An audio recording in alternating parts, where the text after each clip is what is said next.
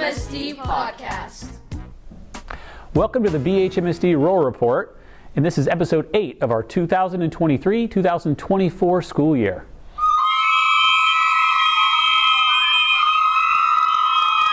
As you can see, I'm here with some friends from the elementary school, and they're taking over our podcast this month. Attention, this is a Roll Report Takeover.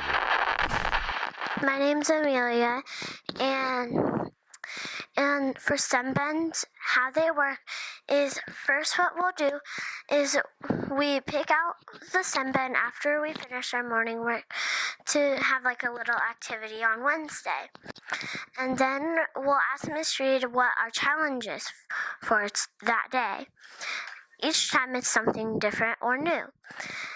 And whatever STEM bend you pick, that's the STEM bend you have to use to make the item. So let's say we have to make something that's on the beach. We would use that item we have and use it to make the beach.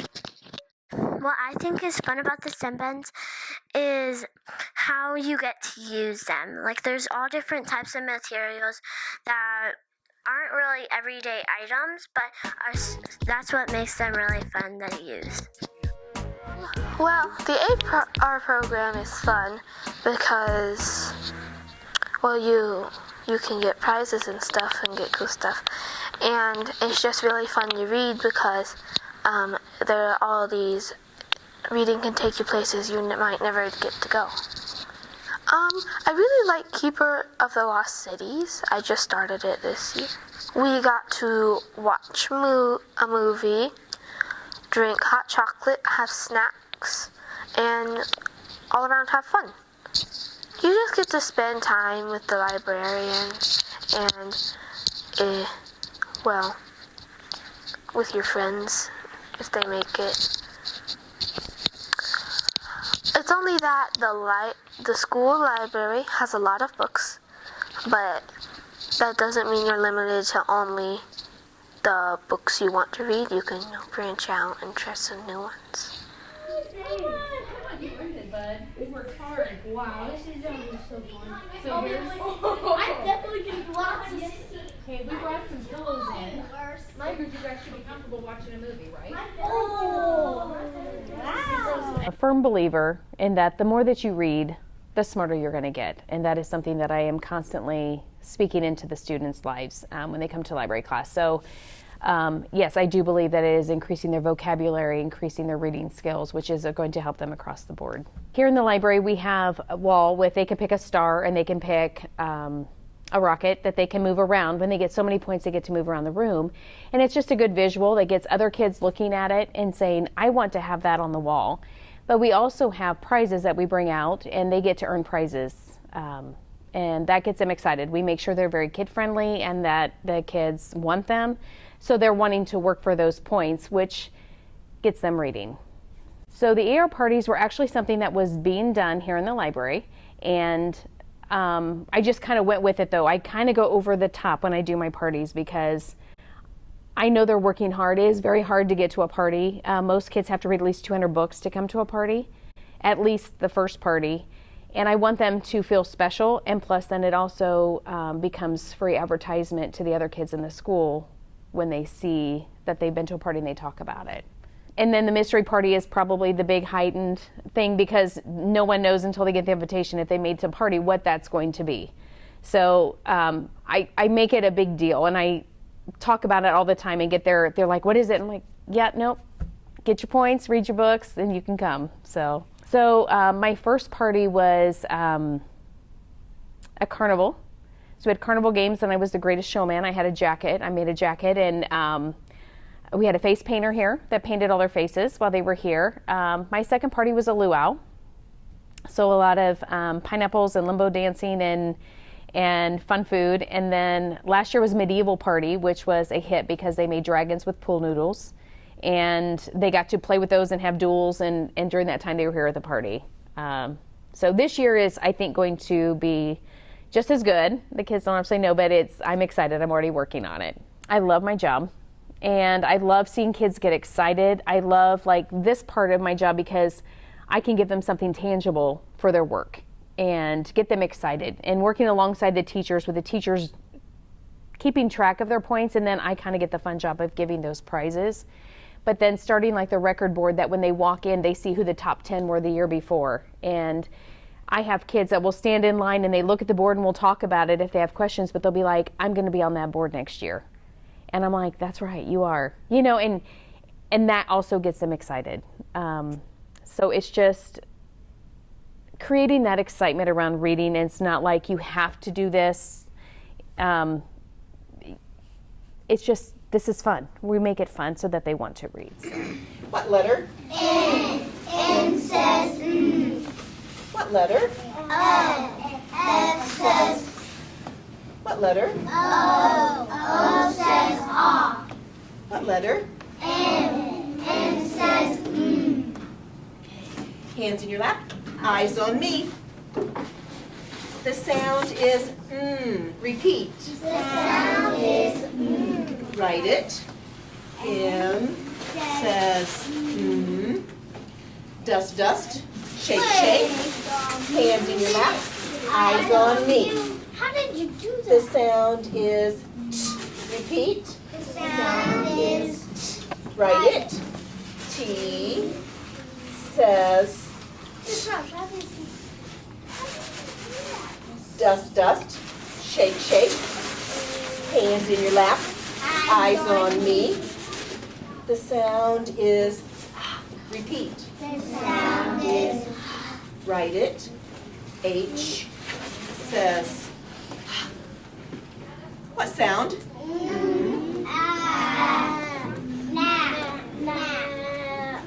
Good job. What sound?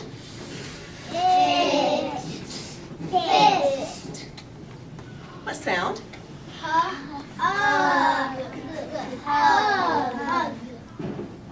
What sound?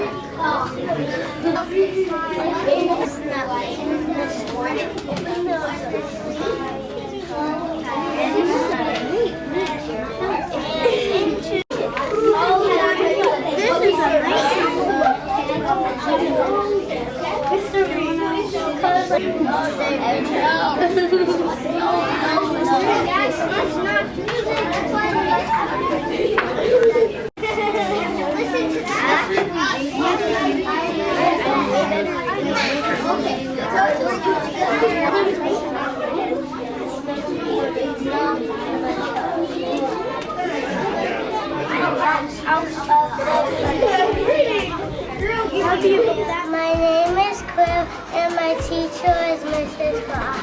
Mrs. Fry is the Alumni Spotlight. So as a student, I just always loved school. I loved it in elementary, middle school obviously, not quite as much. High school, I loved it all. I loved all of my teachers.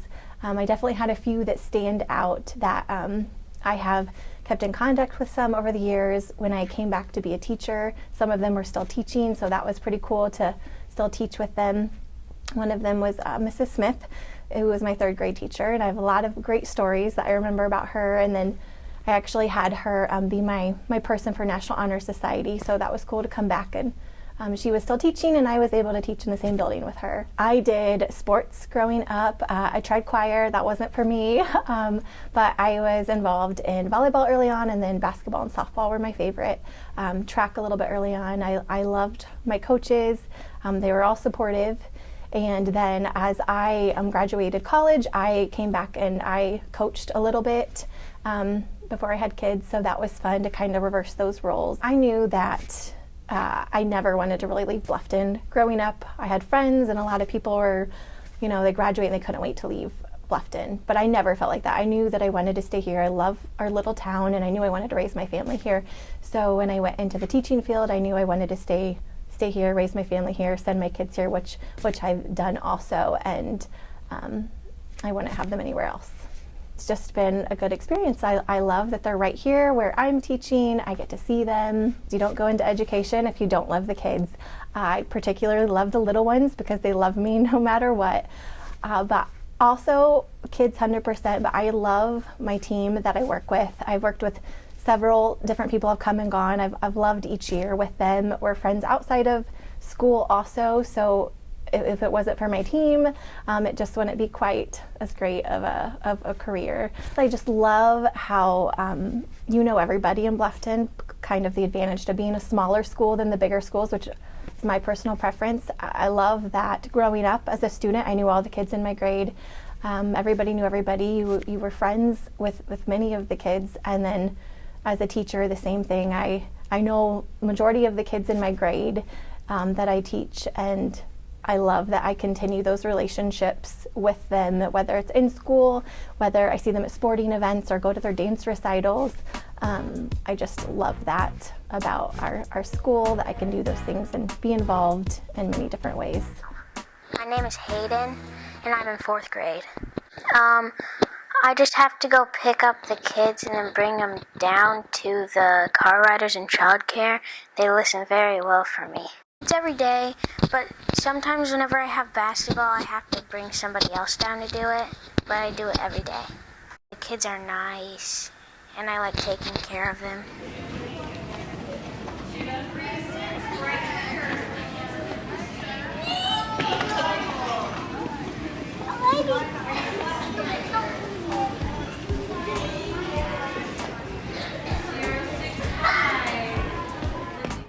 Thanks again for joining us for episode 8 of the BHMSD Row Report. As you can see, there's a lot of fun activities that happen at our elementary school, but more importantly, some great relationships that are developed between our students and all our different grade levels. Thank you again to our staff and our students for being willing to take part in this month's episode. But before we move forward to close out the episode, I do want to share some information with you about some upcoming things for our district. First off, here in the next month, in March, we'll start sharing out information about our upcoming kindergarten registration. I know August is a long way away, but we already are in the process of starting planning for next school year. So be on the lookout for information from our elementary school and our district about kindergarten registration for the 2024-2025 school year. Secondly, I have an important announcement to make about some staffing changes in our district. You may have heard, but in the February school board meeting, our school board approved the recommendation for Mr. Stacy Harold to serve as our new principal of Bluffton Harrison Middle School.